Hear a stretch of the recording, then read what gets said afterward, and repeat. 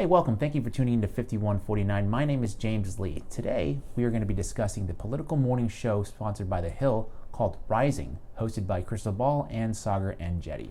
Now, why am I talking about Rising today? Well, it's one of the fastest growing political news and commentary shows on YouTube. Just over the past 12 months, the show has grown exponentially from just under 10,000 subscribers to over 600,000 subscribers as of July 2020, averaging over 1 million views per day. Now, Rising differs from traditional media and mainstream cable news shows in that many stories are geared towards the interests of the working class instead of the neoliberal elites on the coasts. But perhaps more interesting, the show's co-hosts come from opposite sides of the political ideological spectrum, at least in the traditional sense. Krystal Ball is a progressive Democrat and Saagar Enjeti is a populist Republican. In their words, Rising has been a daily experiment in what a dialogue between the most honest elements of the new populist right and the new populist left might look like. So today I want to explore how Rising has been able to build such a large base of viewers in such a short amount of time and why people keep watching. First, authenticity. They say how they feel. You won't find Krystal or Saagar parroting the quote-unquote talking points of the day. So you can make an entire career in DC just sticking to the party line no matter what these people believe, and you just spit out the talkers that they literally send you. They will send you talking points. Here's the message of the day. Here are your talking points. Top line. Then you go and you turn on Fox News. You can hear it come out of their voice. Literally word for word. Turn on MSNBC. You can hear it word for word from the Biden campaign to their surrogates. It's all planned, man. Like, it's all from straight. Nobody actually thinks for themselves. And because they don't follow the establishment script, not only is their commentary truly unique and different from everything else you might find on the news, they're also free to call out their own team. Rising isn't like Team Democrat MSNBC or Team Republican at Fox News. It's not at all uncommon for Krystal to call out Democrats and Saagar to call out Republicans. The undisputed kingdom of thirsty Democrats, without a doubt, is Andrew Cuomo. An entire nation of desperate libs and media figures is throwing themselves at the New York governor in an embarrassing way. It fell to that voice of reason in a troubled time, Teen Vogue, to remind people that Andrew Cuomo is actually terrible. While many Democrats in red states brave steep resistance to defend progressive policies, Cuomo has blocked pro-worker policies in solid blue New York. He put single-payer health care on ice, refused to fully fund public schools, and cut critical housing vouchers for formerly homeless families. Great. The precise problem is there doesn't seem to be a single Republican advisor to Trump or even Trump himself who realize it's time to hit the red button and enact the largest jobs program in American history.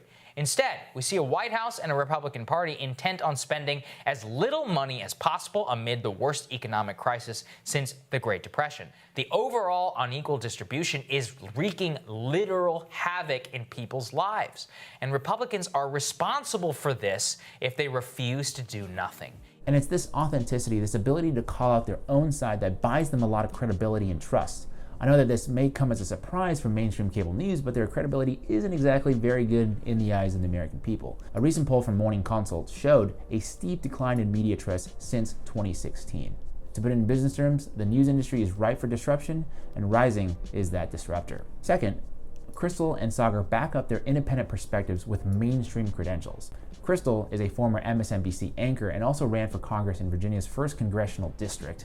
Saagar is a former White House correspondent when he was at the Daily Caller. And the set. I've always joked that when I first came across the show, the sleek and brightly lit set of Rising made it look like they're just another establishment morning show like Morning Joe or Fox and Friends. It was only when I started listening to what they were saying, I was like, whoa, that is not at all what I expected. Third, to quote Saagar, they always have an amazing show for everybody.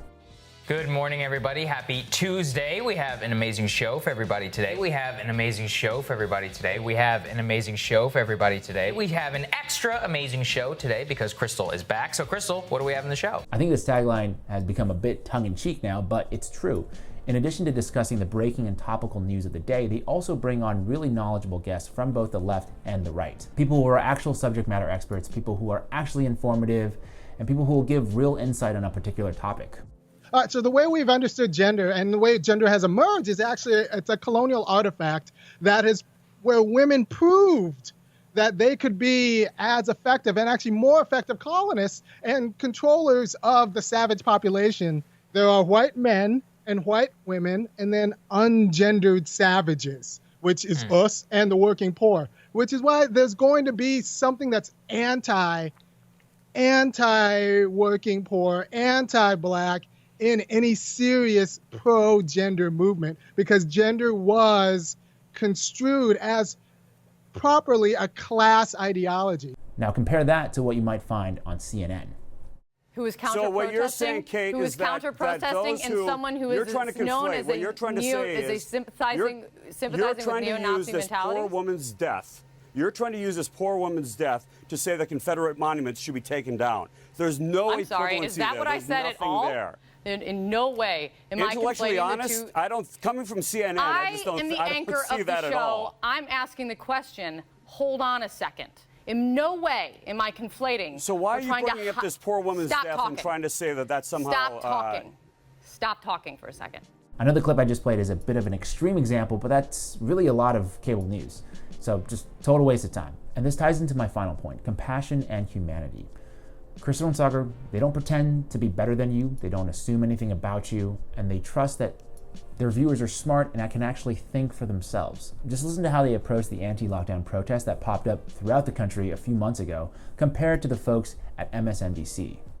Dave Zirin, it would almost be sort of more direct and open to just go out and chant, let us infect you, because that's what they're saying. They're saying, we're in a bunch, we're not social distancing, we could be passing this virus around just among us right here, now let us come back to work and infect y'all. These folks are, let's be honest about what they are the Fox News, Nazi Confederate, death cult rump of the Republican Party. Look, I'm sure, some of them may have Confederate flags. Some of them are, I'm sure, saying dumb and outrageous things. Like, there's no doubt about that. This is not to call them saints or anything like that. Right. But what do you think is going to happen when you intentionally and for good reason tank the economy, but then do not give people the support that they need, like watching your small business absolutely crumble, your own livelihood, facing eviction potentially, unable to pay your bills, unable to support your family? The totally logical, predictable outcome is that you have people who are going to be upset about that and in the streets. And that's exactly right. Everyone views the world in a different way, and I think they do a good job empathizing with the working people in this country, no matter whether they agree with them or not. You don't need to call people names or vilify everyday Americans who don't agree with you just to make your point. To sum it up, it's this combination of authentic yet polished, informative, pro-working class perspective that makes Rising so unique and so far very successful. The last thing I want to say about Rising, and this is important, is that Krystal and Saagar are not perfect and they are not unbiased. None of us are. They each view the world with a certain lens, and because it's politics, there's always going to be disagreement and there's always going to be haters out there. Quite frankly, sometimes I see them, they'll choose certain stories, and then other times they're going to omit other stories. The point is, I think if you're serious about breaking through partisan establishment talking points, Rising is a great place to start, but it cannot be your only source of news. I can't stress that enough. So I would encourage people to find other independent voices out there, but more importantly, honest voices across the entire political spectrum. Thank you so much for watching. Let me know what you think of Rising. I know this is a little bit different than my typical tear down evil corporation type videos, but if you enjoyed it, please give it a like and support independent media by subscribing to 5149. My name is James Lee. I'll be back next week, and thank you for your time.